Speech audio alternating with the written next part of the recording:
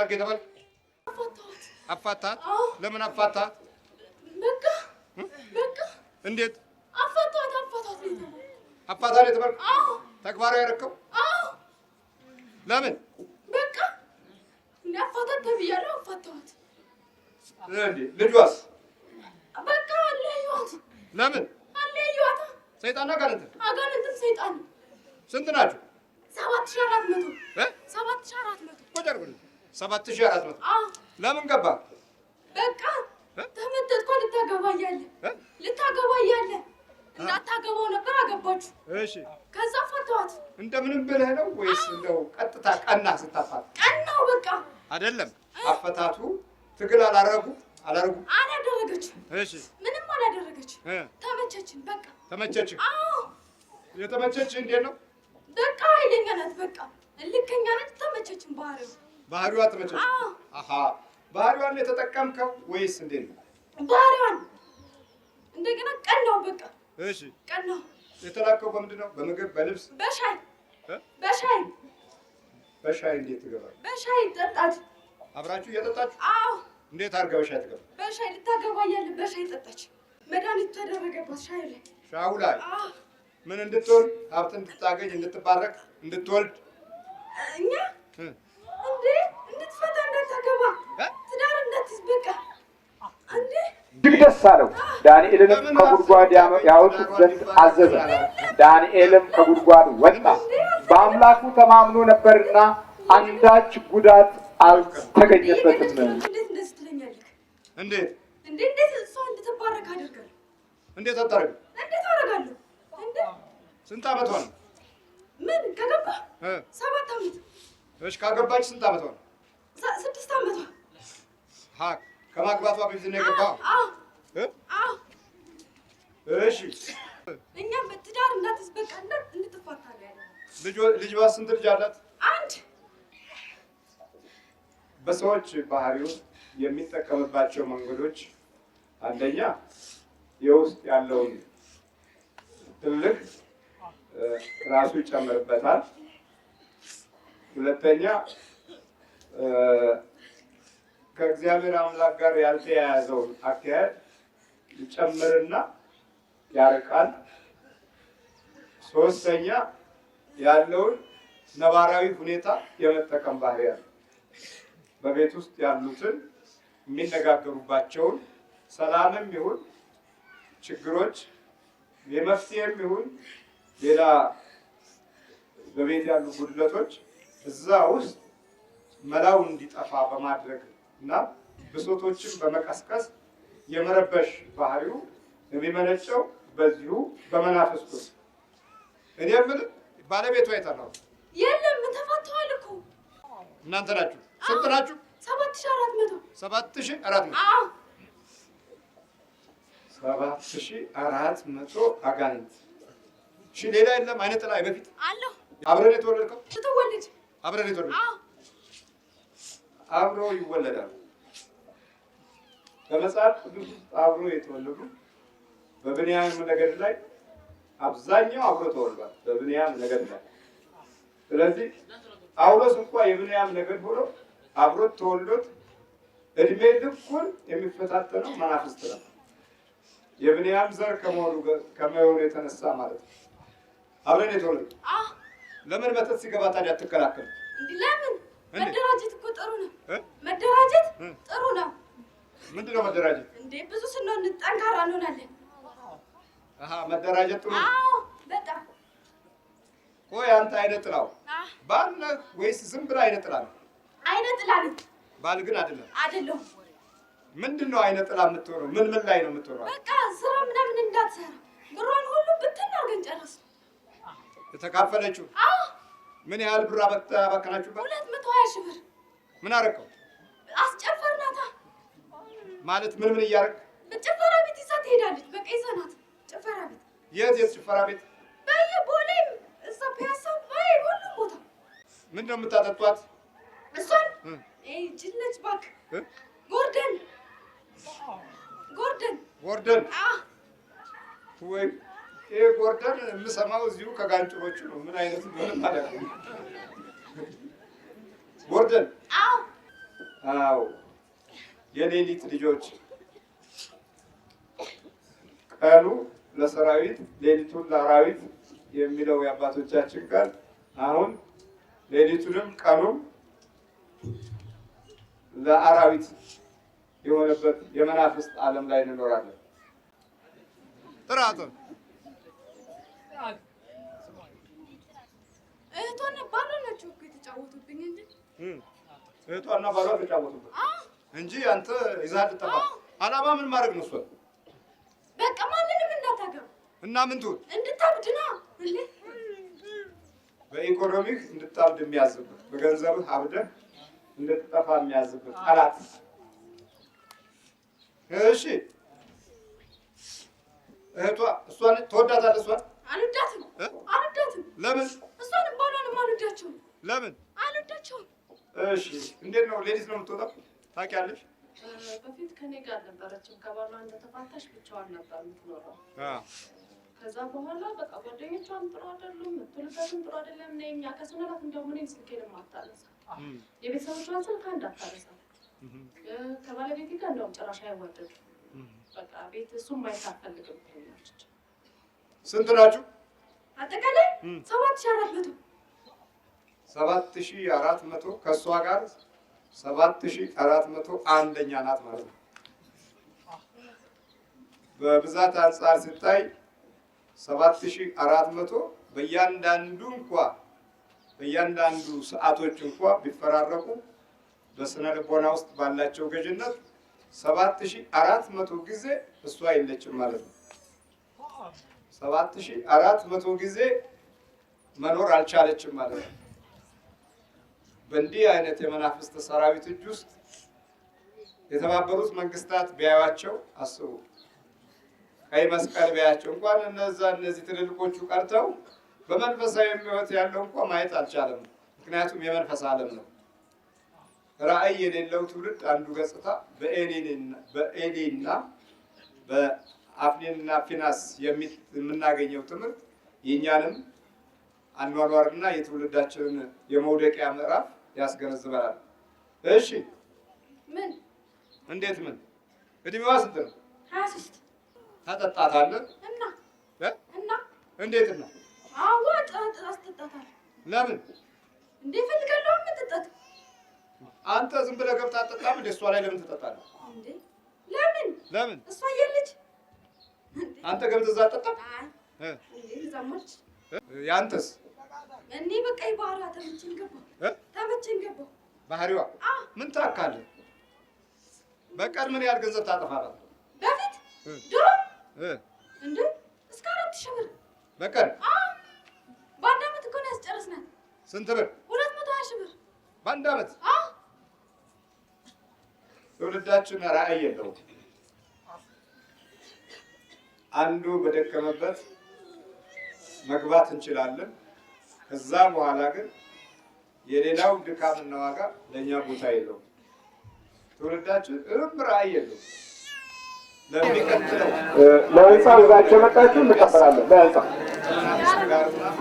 ከዲያብሎስ አሰራር ጋር ነው የሚቀጥለውን ወይም ዛሬን ከዲያብሎስ ጋር መኖርንና የዛሬውን ብቻ ነው። በቀን 4000 እንዴት ነው በቀን 4000 የሚያልቀው? እንዴ ትልልቅ ቦታ ነው ይዘናት የምንሄደው። ምን ቦታ ነው? ትልልቅ ቦታ ጭፈራ ቤት፣ ሸራተን ይዘናት እንሄዳለን። ሂልተን ይዘናት እኮ ነው የምንሄደው። እሺ በቃ ብዙ ተዋጣለች። ዝም ብሎ ማውጣት ነው?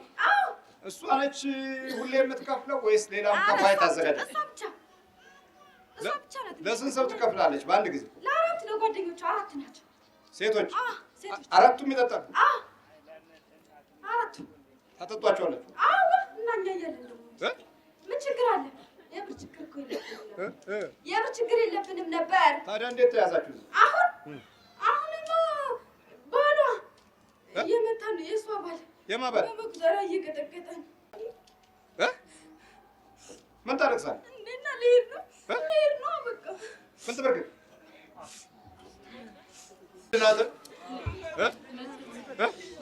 የምን መተት? የድል ምን አድርገህ ተባልክ? ብናርገህ ብናርጋት በቤቱ አልቅቀህ አብራት በቤቱ አልቅቀህ አብራት። ግን ስትመተት ምን ተብለህ ተመተት? መድኃኒት መድኃኒት ተብለህ? አዎ የቡዳ መድኃኒት። የቡዳ መድኃኒት የት ጋር ነው የተመተመትከው? የት ጋር? አሃ እዚህ ላይ ነው? አዎ እዚህ ላይ? አዎ ምን ያርግ ተብለህ? ምን አርግ ተብለህ? ብክልክል ያርጋል። በከርከ ከቤቷ ለቃ እንድትወጣ እጅን አቡ እጅ የት ጋር? እዚህ እሺ ከቤቷ ለቃ እንድትወጣ። አዎ አለቀቅናት እኮ አለቀቅናት። የእሱ ሀገር ቁጭ ብለን ብር አረግናት። ብር አረግናት።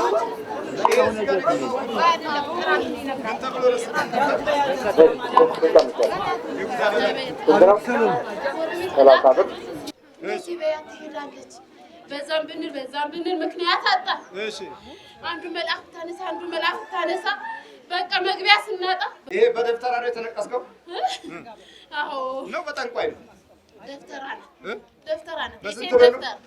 የሴት ደብተራ በሴት ለዛው በሴት። አዎ እና እዚህ የተቀበረው ምንድን ነው? እኛ ነና የት ሀገር ነው የተነቀስከው? መቀሌ። መቀሌ? አዎ አዎ ተመልከቱ። የደብተራው ምትሃት በተዘዋዋሪም ሆነ በቀጥታ በሰውነት ውስጥ በመቅበር ጉዞ ብዙ ትውልድ አልፏል። አንዳንዱ መስተፋቅር አስቀብሯል፣ እንዲወደድ ማለት ነው። ዲያብሎስ ወዳጅ ከመቼ ወዲህ ሊሆን እንደሚችል የሚገርም ነገር ነው። ወዳጅነቱ ግን ለቡዳው ነው። ቡዳ ለበላት አይነ ጥላ ላረፈባት ወዳጅ ይሆናል። ምክንያቱም ይሄኛውም ዲያብሎስ ነው። አገናኙ ራሱ ዲያብሎስ ነው። የመስተፋቅሩ አገናኝ መስመር ዲያብሎስ ነው። አንዳንዱ ለኑሮው እንዲሻሻል እድሉ እንዲጨምር በዚሁ አይነት የአውደ ነገስት አካሄድ ስልት ውስጥ መኖር የጀመሩ ብዙ ሰዎች አሉ። አሁን ለእሷ መድኃኒት ተብሎ ነው የተቀበረላት ማለት ነው። ግን መድኃኒት አይደለም። ከሀገር ሀገር የሚያሳድድ የጀመረችውን ኑሮ የሚያስተው የያዘችውን ገንዘብ የሚበትን ጠላት ነው የተተከለላት ማለት ነው። ሱቅ ነበራት፣ እሱንም እስርክብ። ቤቱ ነበረ፣ እሱንም እስርክብ። እቃው ነበረ፣ እሱንም እስርክብ። በቃ ይብን እስርክብ ምን አስረክቦ በሸሽ በቃ አስረክቦ መውጣት። አዎ ሱቅ ነበራት፣ ሁለት ሱቅ ነበር። አስረክባ ውሰዱልኝ፣ እባካቸው ያዙልኝ። ውሰዱልኝ፣ በቃ ውሰዱልኝ። ሂሳብ ክፈሉ የለም። ኧረ አልጠየቀችም። ዝም ብላ እንደውም አልጠየቀችም። ስንት እንደሆነ አልተቀበለችም። ለቆ መሄድ ብድግ ብሎ መሄድ ብድግ ብላ ሂድት ስራችሁን ስርት። አዎ ሰራ።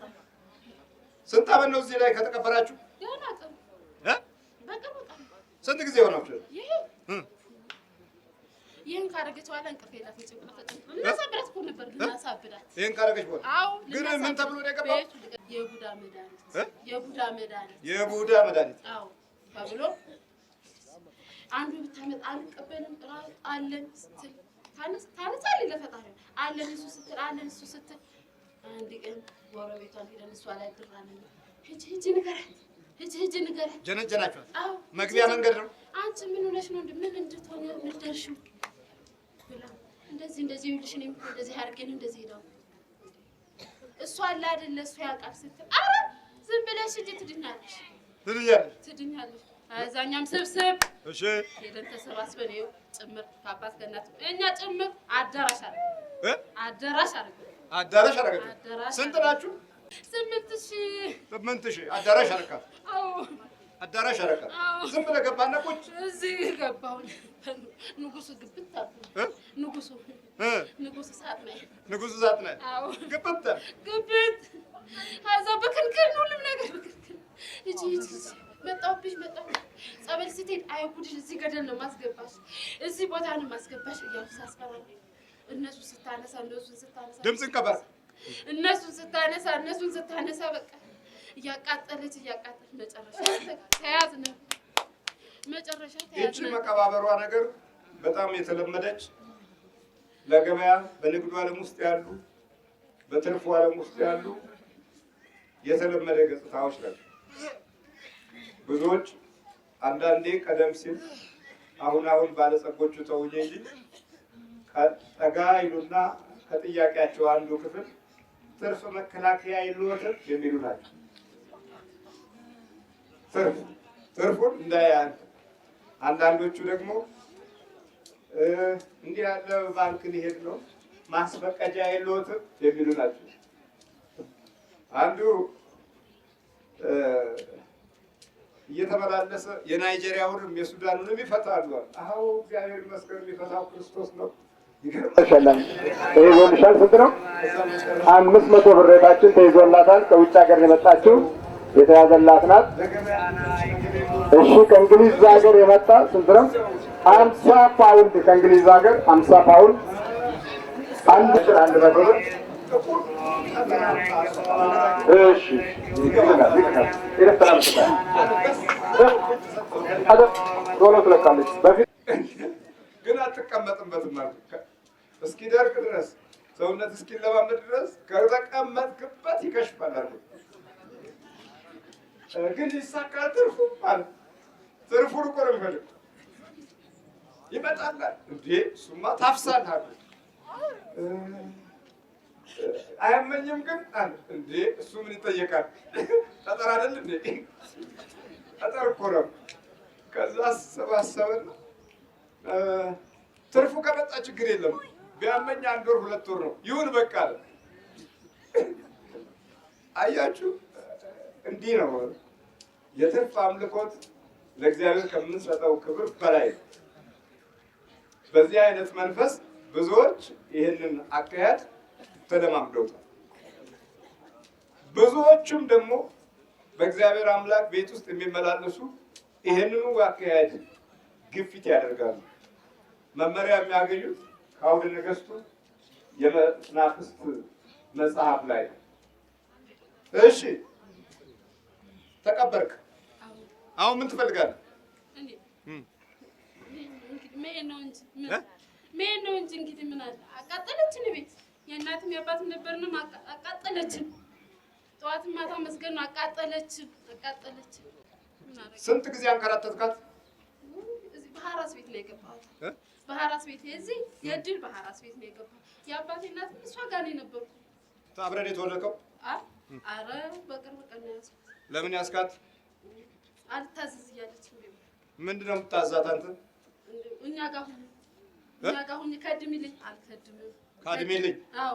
ምንድን ነው መካደም? ጸሎት ሳታረግ ስትቀር ግብት አለ የእናት? አዎ አለን። በዛም በዚህም የእናት ግብት? አዎ አለን። የእናት ያሽከረከርናት ነበር። ማሽከርከር? አዎ። አምሯል? አዎ። ወደ ማትገባበት አሁን ትሄዳላችሁ አትሄዱ? ወደ ነው ተንተበቅ ቶሎ ባትናው ታከዚህ። እንዲህ አይነት ምልክቶች በሰውነት ውስጥ ሲገቡ አባቴም መሪም አንተ ነህ ማለት ነው። በሌላ አቅጣጫ በንቅሳት መልክም የሚገቡ መንፈሶች ጥቂቶች አይደሉም።